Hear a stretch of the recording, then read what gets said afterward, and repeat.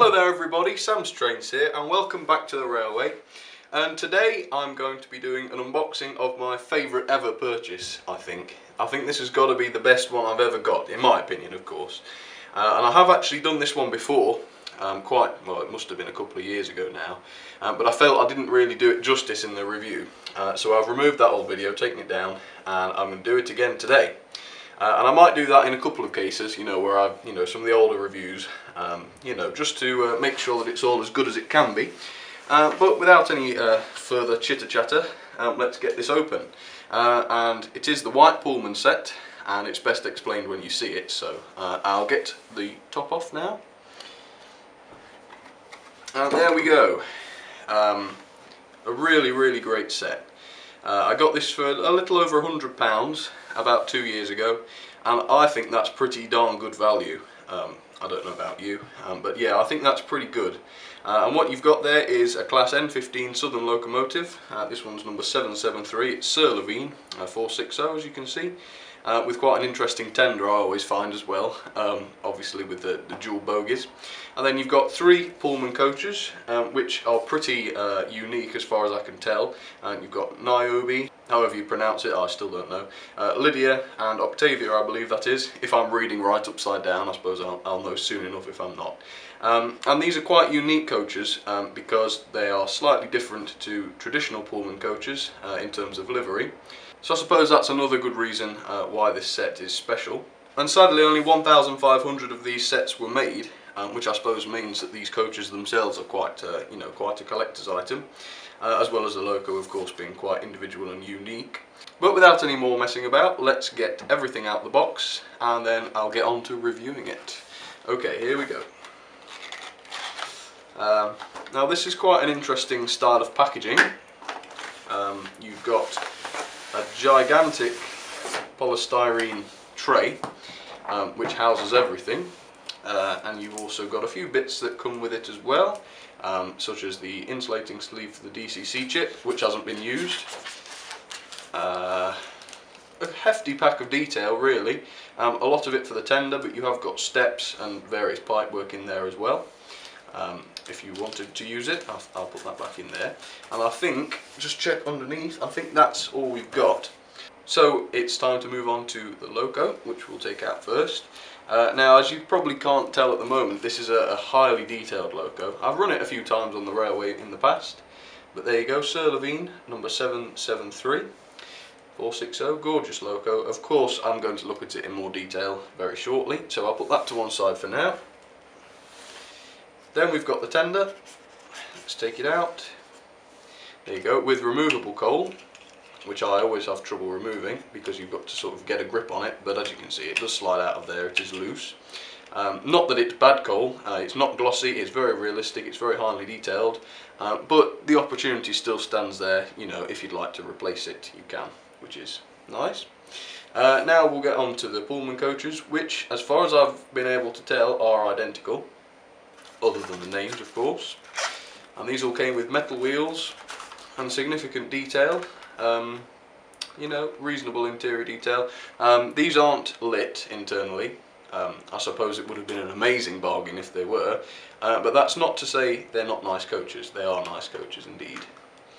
And also these Pullman coaches I do find struggle on Hornby points, which is quite ironic I suppose. Yeah, they often derail on points, and that's consistent through all 3, it's not just one bad one. So I don't know what the problem is there. I've never been able to work it out. It's only been these coaches, so I assume it's not a problem with the points, because every other coach I own is perfectly alright except for these 3. Even my other Pullman coach, which isn't from this set, is perfectly alright, so goodness knows, but I just have to avoid going over points with them. Octavia, the last one. Perfect, there we go. Of course, I'll do what I did when I unboxed the World War I ambulance train set, or train pack, in that I will look at the loco first and then select one of the coaches and look at that as well. Because they're all very similar, well identical except the name, I'll just do the one. Right, so let's move on to the loco and we'll have a look at her up on the white card in a lot closer detail. Right, let's get to it. Okay, so the loco's up on the bit of test track there on the white background, and really the question arises, where do we start? Now I know in the past the general idea is that Hornby is the more affordable but slightly less detailed counterpart to Bachmann, which is, you know, true quality and detail and whatnot. But really, with this loco, how could you improve it, really, on the detail front and also on the performance front, which we'll talk about later. But really, what more would you possibly need from any sort of model than the detail that you see here? And of course, this is without the additional detail packs, which you saw in the box, which I have not added. But yeah, amazing amounts of detail, as you can see. Quite noticeably, there's a lot of pipe work which is separately fitted. You know, underneath the cab, behind the driving wheels, there's quite a bit on both sides, and also along the boiler underneath the handrails there. You've got pipes and things galore. Even around the whistle, you've got pipes which come down. And you know, a lot of models, especially, you know, I suppose Hornby models, dare I say it, tend to omit these sort of pipes and, you know, various smaller details, which are obviously more expensive to add. But this one certainly has had no expense spared, and just remember, this is probably a loco that costs about £80, you know, if we consider about 10 quid each for the coaches, which is probably an underestimate if anything. As you can see, we've got sprung buffers, which, you know, is an easy place to start, I suppose. And we will look at the buffer beam as well. You can see number 773 on there, with countless rivets all over there. And also, to say they're sprung buffers, they're actually very realistic buffers as well. Some of the railroad buffers I seem to find are very large, but these seem to be a lot more in proportion with the loco, which is good news as well. And of course, you've got a vacuum pipe fitted there as well, which I haven't fitted, so that came on the loco, which was nice as well. And there's also a space there, I suppose, which must be for a coupling hook if you wanted to do that as well, which is pretty good. You've got the tiny little, well, running number there on the side of the cab, which I can't really see other than the number 773. Maybe the camera will pick that up better, who knows. But you've got that, which is extremely finely detailed, and it appears to be very sharp as well. And you've also got the Sir Lavine nameplate, which is similarly well printed. There is some text underneath Sir Lavine as well, but obviously the naked eye just isn't sufficient. So you know you've got a decent model when your eyes alone aren't sufficient to see everything about it. So, you know, that's a good sign in my opinion. The smoke deflectors are pretty detailed as well, as you can see. We've got a couple of rivets on those, not to mention the smoke box door, which doesn't open as far as I can tell, but it's certainly got plenty of detail added onto it there, as you can see. And all around that area is just literally peppered with rivets and things like that. Now we'll move on to one of my favourite features, which is the cab. And the cab is one of those Bachmann standard, truly amazing cabs, with gauges where you can see the needles. You've got various different controls there. You've got the brakes, you can see everything in there, as well as this sort of wooden floor. And glazed windows as well, as you can hopefully see back there. I suppose it would be silly if they didn't have glazed windows to add to all the detail, but yeah, glazed windows nonetheless. And this cab is also quite well shielded as well. It's quite a long cab, so you've really got to be behind the loco to see it.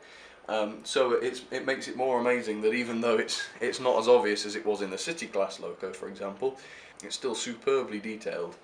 And I'm hoping I'll be able to do it justice, obviously because it is so shielded, but hopefully you could see it there properly. Onto the tender. Of course, I've already mentioned that the coal is removable, but I do think the coal is extremely well detailed. Hornby tend to make the coal quite chunky, because all the sort of models from the 80s and 70s were very chunky.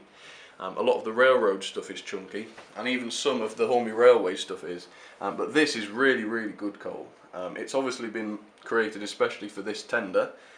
It's obviously a very large coal bunker there, and a very large tender, come to mention it. Obviously the fact that it's got two bogies on it implies that. You know, to me that's quite rare. I've not got too many locos that have that. I think this probably is the only one actually. So that's a nice touch, and it's another point of interest, especially for me.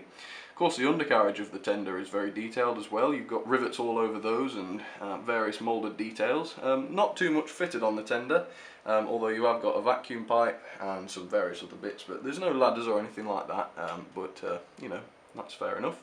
And there are also steps at the front there, which match the loco, which is always nice. And also the section that joins the footplate to the tender also is very detailed as well. You've got a wheel there, which I assume is probably for a brake or something like that. And you've also got a little bit of the coal which leaks through, you know, to be shoveled by the fireman, I assume, which is pretty nice. And moving back onto the thing as a whole, it runs pretty well. It was DCC ready when I bought it, but I have fitted a chip into this one. I'm pretty sure I fitted the chip. I don't think it had one in it when it came. It may have done, but I think I fitted it, yeah. And as you can see, the linkage and valve gear and such on the loco is, well, beautiful, as you can tell. Highly realistic, of course. It just looks brilliant when it's running, and hopefully you'll see what I mean shortly when we get going with it. But for now, hopefully you've had a good look at that. I apologise if I've missed out anything obvious, but I hope you've had a chance to have a good look at her there. And now we'll choose one of the Pullman coaches, and I'll bring that out onto the white background, and I'll try and give you a good close look at that as well. Alright, here we go. So here's Lydia, the Pullman coach, and it's worth noting that it's, you know, a reasonably simple coach. However, there are a few nice things about this one. Firstly, the lamps, which obviously there's no way to confirm this without taking her apart, but I think the lamps do actually look like they're metal and not plastic, which is a nice touch, I think. And the interior is not too badly detailed either. You have got sort of moulded seats I can see in there with patterns on them and stuff like that.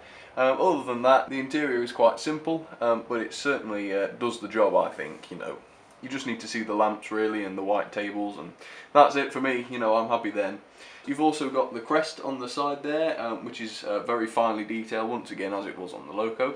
And of course Lydia with a very handsome pattern around it there. And you've also got the traditional Pullman text, the traditional font there above the windows. Each end is quite nice. You've got the patterned windows, of course, as well as the oval windows with the stripes.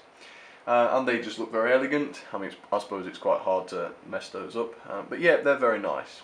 A lot of the detail is also on the roof. There's quite a lot of moulded detail on the roof there, which is quite nice, I suppose, because with my trains being on the floor, I see a lot of the roofs. So it's very interesting to see a very detailed roof.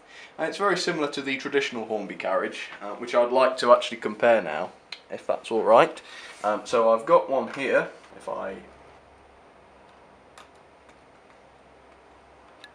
push this in here, keeping them coupled. There we go. You can see there, this is, well, I call this one cholera, by the way. I know that isn't quite right, but it's a bit more amusing.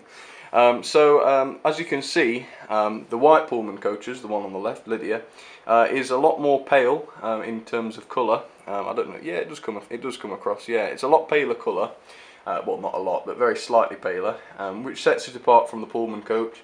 And also the traditional Hornby Pullman coach, which is this one, also has a more metallic coloured roof, which is a bit glossier than the White Pullman ones, which as you can see are a bit of a paler shade of silver, and it's a lot less glossy as well.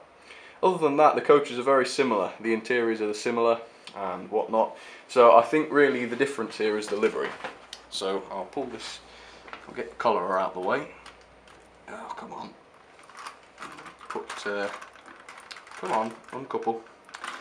Yeah, put Lydia back. Right, so now it's time, I think, to get everything onto the tracks and get it running. Right, let's give it a go. Well, there she is on the tracks then, and I've got the coaches there, as you can see. And I'm going to do the usual. I'm going to try a coupling shot. We'll see what happens.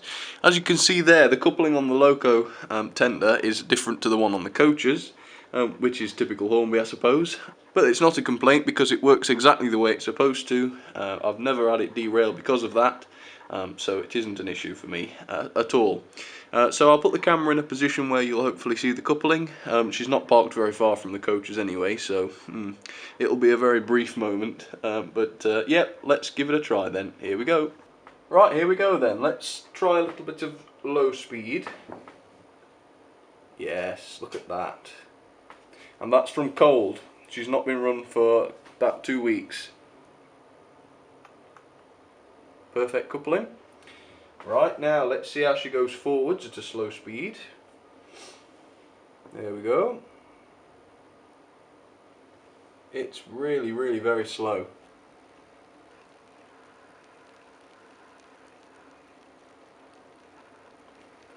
She's really inching along there, isn't she? But let's get her going at a better speed, and then we'll watch her fly around the layout. Well, not fly, hopefully. Off we go.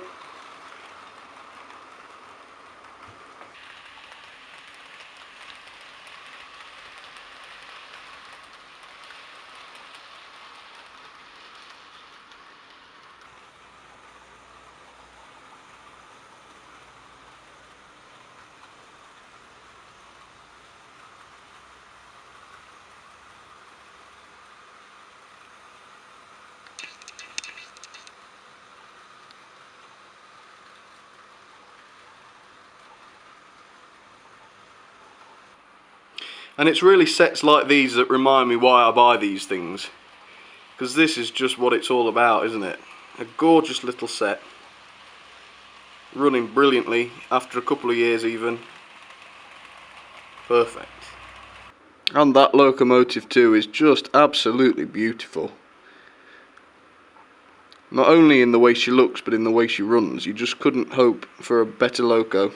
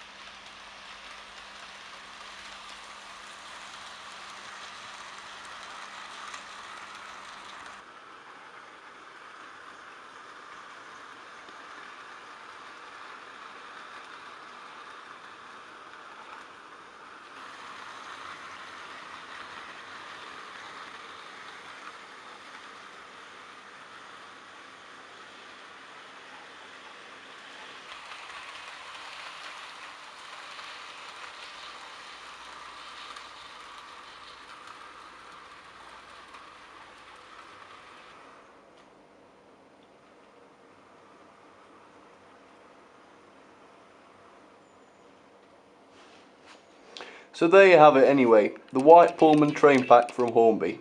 It really is my favourite train pack, or probably just favourite full stop. It's just a gorgeous set. It just looks so elegant going around the layout. You know, the coaches are gorgeous, the loco looks amazing. It just really is, in general, just a beautiful piece of kit. And I really am fond of it. But if you liked it as well, please give the video a like and a comment. Because that helps me out a great deal as well, just to know what sort of things you like. If you'd like more of this sort of thing, please visit the Facebook page at facebook.com/samstrains, and there's various pictures and posts and things on there that you can get involved with if you'd like to. But for now, I'll say once again, thank you very much for watching, hope you enjoyed, and I'll see you all very soon with yet another video. Right, thanks everybody, see you soon.